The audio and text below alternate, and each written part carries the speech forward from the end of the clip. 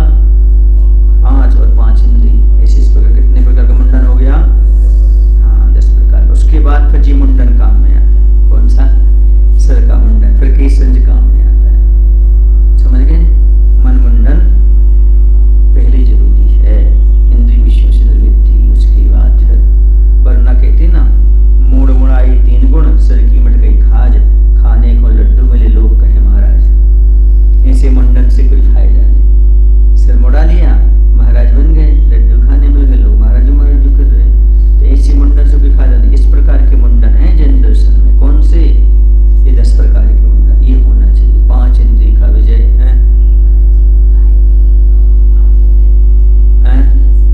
पूरा शरीर काय, हाथ। आप भले बैठे हो, बैठे बैठे हाथ पैर चलते रहते हैं, आप समझ गए, चलते रहते कि नहीं? हाँ, तो उनसे क्रिया नहीं करना, क्योंकि यहाँ पर अवगाढ़ गाढ़ नशे 68 जीव भरे हुए हैं। वैसे भरे हुए हैं सारे लोग में 68। जितनी क्रिया करोगे, जितने हाथ पैर हिलाओगे, जितनी चंचलता रहेगी, उतनी जीव मरेंगे और उतनी कर्म के बंद होंगे। इसलिए उन चंचलता को रोकने के लिए, और हाथ पैर चलें भी तो कहाँ चलें? देव वंदना के लिए, अपने आवश्यक के लिए, अन्य जगह नहीं। व्यर्थ में घूमना फिरना नहीं। समझ आ रहा है? इसलिए भी हाथ पैर को वर्जित बहुदंड पिंड मंडल निकरान। अधिक प्रायश्चित लेने वाले या अधिक अपराधी व अधिक प्रायश्चित लेने वाले, आहार का ग्रहण करने वाले मुनियों के समूह से जो सदा रहित रहते हैं। अधिक प्रायश्चित लेने वाले या अधिक अपराधी व अधिक प्रायश्चित लेने वाले, आहार का या अधिक आहार ग्रहण करने वाले मुनियों के समूह से जो सदा रहित हैं। सकल परिसय जैना, जो समस्त 22 परिसरों को जीतने वाले हैं, क्योंकि वो अपने ऐसे शिष्य का निर्माण करते हैं जिस प्रकार की चीजें नहीं होती उनके पास। अधिक दोष नहीं लगाते वो, है ना, तो अधिक प्रायश्चित भी रहना पड़ता, और अधिक आहार भी ग्रहण नहीं करते। ऐसे उनकी शिष्य मंडली आदि रहती। सकल परिसय जैना, जो 22 परिसय को जीतने वाले होते हैं। कैसे होते? जो 22 परिसय को जीतने वाले होते। और कहते अनिशम, निरंतर प्रमादता क्रिया भी, प्रमाद से होने वाली क्रियाओं से परिरहितान रहित हैं। उन आचार्य भगवंतों को मेरा नमस्कार हो। जो कैसे हैं? तो कह रहे जिनकी 10 मुंडन हैं, मन वचन कार्य पंचेंद्रिय हाथ और पैर से रहित होने से, तथा वो सदा शोभा को प्राप्त होते हैं। अर्थात जिनका सर्वांग पाप क्रिया रहित होने से शोभायमान है। उनका पूरा का पूरा अंग कैसा हो गया? पाप से रहित हो गया। उनके अंग अंग से करुणा टपकने लगी, पुण्य टपकने लगा। जो उन मुनियों के संपर्क से रहित हैं, जिनका समुदाय अपराधों की बहुलता के कारण बहुदंड बहुप्रायश्चित को ग्रहण करता है, अथवा जिन मुनियों का समुदाय सदा दूषित आहार से को ग्रहण करता है, जो सदा व्रत उपवास आदि के द्वारा क्षुधादि परिसरों को जीतने में ही लगी रहती हैं। अर्थात 22 परिसय को सहन करना ही जिनका धर्म है, ऐसे वह आचार्य परमेष्टि हुआ करते हैं। जो निरंतर प्रमाद रहित होकर के अपनी क्रियाओं में गतिशील रहते हैं, उन सदा निष्प्रमादी आचार्य को मेरा नमस्कार हो। ऐसी चर्या का पालन भी करते हैं ताकि शिष्यों पर उसका अच्छा प्रभाव पड़े। बहुरी वन में थे,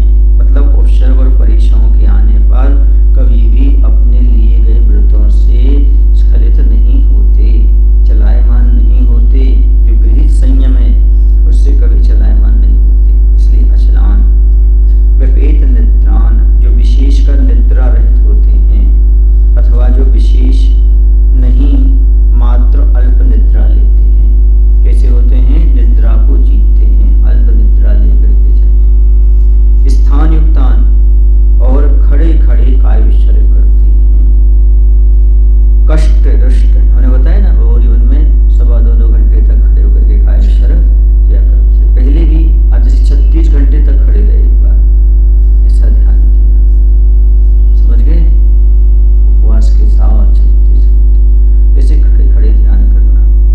कष्ट रुष्ट लेशाहीनान, जो अनेक प्रकार के दुखों को देने वाले कष्टदायी कृष्णादि अशुभ लेशाओं से रहित। अभी आचार्य के साथ है वो चंद्र प्रभु सागर महाराज, जब दीक्षित हुए थे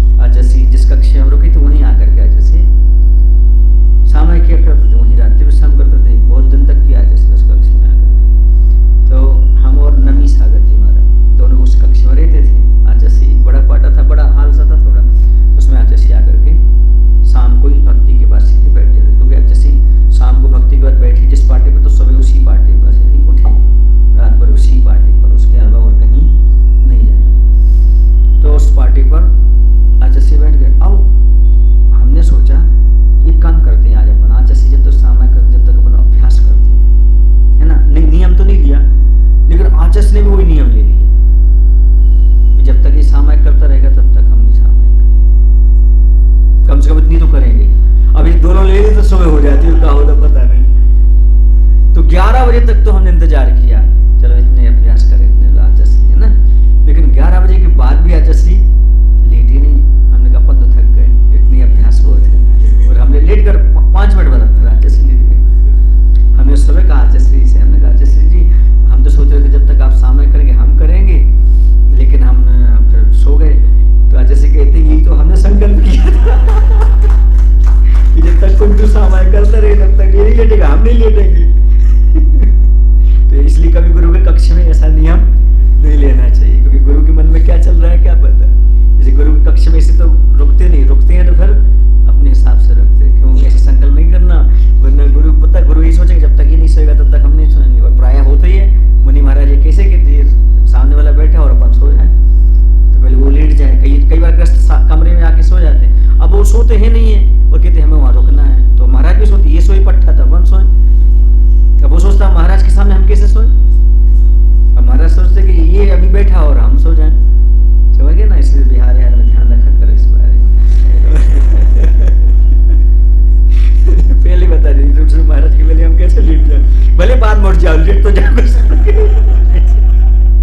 हो जाता है, क्योंकि संकल्प इस प्रकार के आचार्य महाराज के हो जाते हैं। अब खड़े खड़े कायस्वर करना, कैसे करना, खड़े खड़े कायस्वर करना। कष्ट दुष्ट लेशाहीनान, जो अनेक प्रकार के दुखों को देने वाली कष्टदायी कृष्ण आदि अशुभ लेशाएं हैं, उनसे वो रहित हैं। विधि नानाश्रित वासान, जो विधि है आगम में चरणानुग की विधि के अनुसार वो आश्रित वासान अनेक जगह, मतलब पर्वत है, मंदिर है, गुफा है, शून्य ग्रह आदि नाना स्थानों में निवास करते हैं। अलिप्त देहान, जिनका शरीर केसर चंदन भस्म आदि के लेप से रहित है। क्योंकि अन्य लोग क्या कर लेते हैं, भस्म लगा करके ठंडी अगर को जीते, ये करते वो करते, पर ऐसा नहीं, इन सब से रहित है। विनिर्जित इंद्रिय करिणा, जिन्होंने इंद्रिय रूपी इसको करिणा